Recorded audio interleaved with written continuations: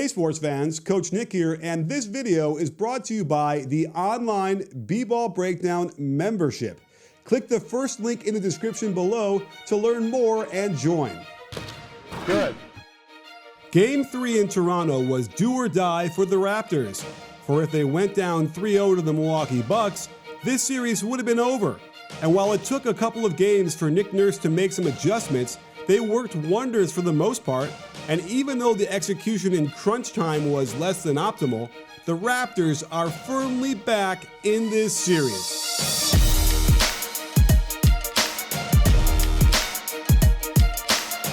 Bucks fans are no stranger to my criticism of their half-court offense, and Game 3 was no exception, as they posted a god-awful .747 points per possession. It's actually remarkable how little action they run and how effective they've been with it all season. You can see their great spacing to start, and their motion is to swing the ball and screen from the top for their weak side wing. Notice how Mirotic doesn't pop out of there very quick, thereby being in the way of a quick Middleton attack. For some reason, Mirotic thought this was a good shot, and they come up empty. On this possession, we get more action. They run flex with Middleton, who first slice screens for Ilyasova before getting a pin down from Giannis.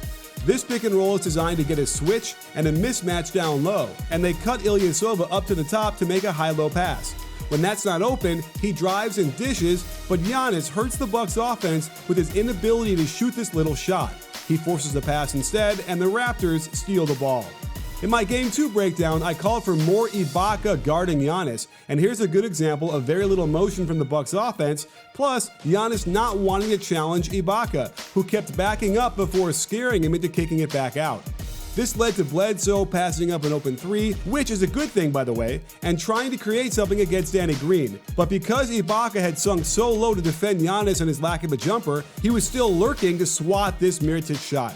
Another example of problems with their half-court sets. I like this action of running pick and roll to the right and then have the ball screener set another one for Middleton at the top. But the spacing is off, Gasol switches this to contain, and again, Middleton wants a quick attack to his left, but Lopez and Siakam are in his way. Danny Green can ignore Bledsoe and his terrible shooting, and the offense stalls. Middleton makes a good decision to back up an ISO on Gasol, but Bledsoe doesn't move, allowing Danny Green to hover and force the pass back to his man. If you don't have a strong stomach, you might want to shield your eyes. I know Bledsoe finished well at the rim this year, but I can't tell you how often I see him charge headlong into the paint without any sort of plan. This looks like he wanted to do a cannonball into a swimming pool, and it's not even close. I'd also gotten in trouble with Bucks Twitter earlier this season, pointing out the issues I see often with Bledsoe's game. Well, here we are in the playoffs, folks, and I'm really hoping it turns it around for Game 4 since he was unplayable in this game. More of the 5-out offense the Bucks play, relying on someone to get penetration and then kick. Bledsoe just puts his head down against a pretty good defender. He never had an advantage, and it turns into a bad turnover. Having just come back in the game, he wasn't quite warm, but it's not an excuse for throwing an inbounds pass into the hand of Danny Green for another turnover. Again, I fully acknowledge that his field goal percentage at the rim was elite this year, but it doesn't explain the great many times I've seen misses exactly like this. Eyes down, lack of spatial awareness, and playing going too fast to finish properly. His shooting struggles are worse than Giannis at this point, so Lowry can continue giving him a cushion all the way into the lane, and he's having a lot of trouble handling it. And it's clearly in his head at this point, as he's not decisive attacking in the corner, and there's no other way to characterize this shot as anything but bad. Let's go back in this possession for a second because it brings up my next point, the Kawhi on Giannis adjustment. This is one I had called out for last video, wanting to see Kawhi guard Giannis from the start. Coach Nurse agreed, and it really had a profound effect on the Greek Freak. Just look how he isn't aggressive looking for a shot now that Kawhi is staying in front and threatening with those claws of his. The jab step game doesn't seem to work on Kawhi, who knows how to move his feet and stay in front, and it just looked like he psyched Giannis out, making him give up the ball without a proper attack. They did try to get Giannis attacking Leonard later in the game, but the lack of movement enables Gasol to easily come over and help, smothering the ball down low and getting a crucial stop. Kawhi is simply too good to get beat with a simple crossover, and now they can have Siakam use his incredible wingspan to double the ball. Again, watch how much energy Kawhi can save by allowing Giannis to shoot from the outside. Another example, Giannis refuses to engage with Kawhi in the perimeter, quickly getting rid of the ball. And Kawhi can hang out in the lane and say a polite thank you for shooting the long ball. Another key adjustment was to again cut Danny Green's minutes and get Norman Powell on the court, where he blossomed into a real threat. Not only was he hitting threes out of their offense unlike Green, but check Gasol directing traffic, practically creating a layup with the wave of his hand, and then the impressive finish over Brogdon. Later in the first, he attacks on the catch and gets right to the rim for a lefty layup, giving the Raptors something that Danny Green could never hope to be able to do. Let's get to the fourth. Tie game. The Raptors' offense is stalled for almost 4 minutes, so they try to run high post split to get Kawhi a catch. Both defenders go with him on his cut, and it's not the worst idea to leave Fred VanVleet alone since he's under 20% from 3 in the playoffs. Reggie even predicted this, and I guess Fred was due, and just nails this shot for a big 3-point lead.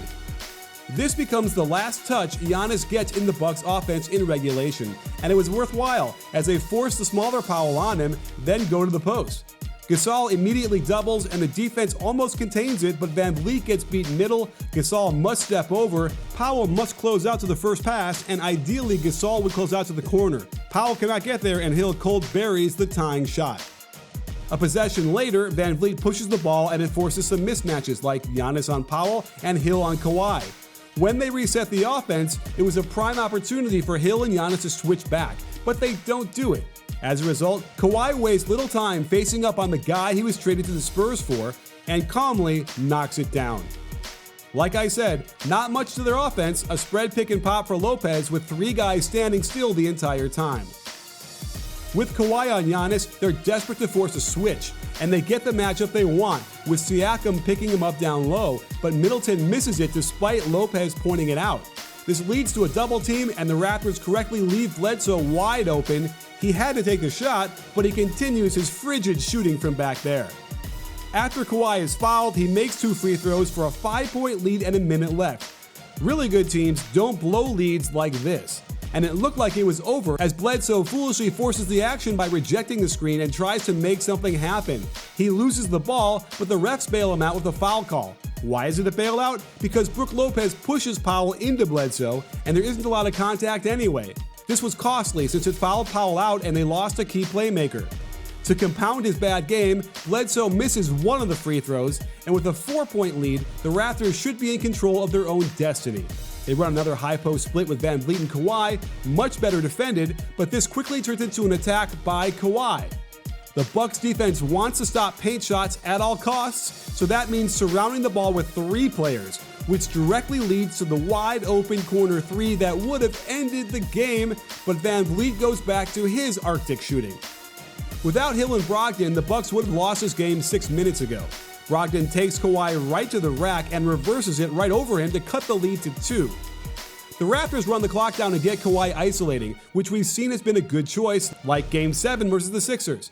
I like how Bledsoe jumped this at the free throw line as the clock winds down, then stabs at VanVleet, who has to rush this shot.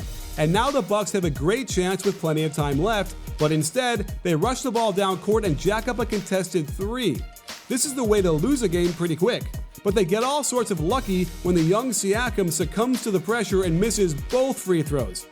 Budenholzer draws up a beauty. By bringing Giannis way out to half court and then screening for him with Gasol's man, it clears the rim area. Danny Green takes a poor angle while trailing Middleton, allowing him to spin baseline instead of getting between him and the basket.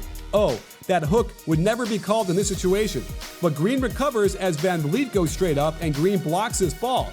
He just can't quite get the deflection far enough away, and Middleton can put it right back in. Wow.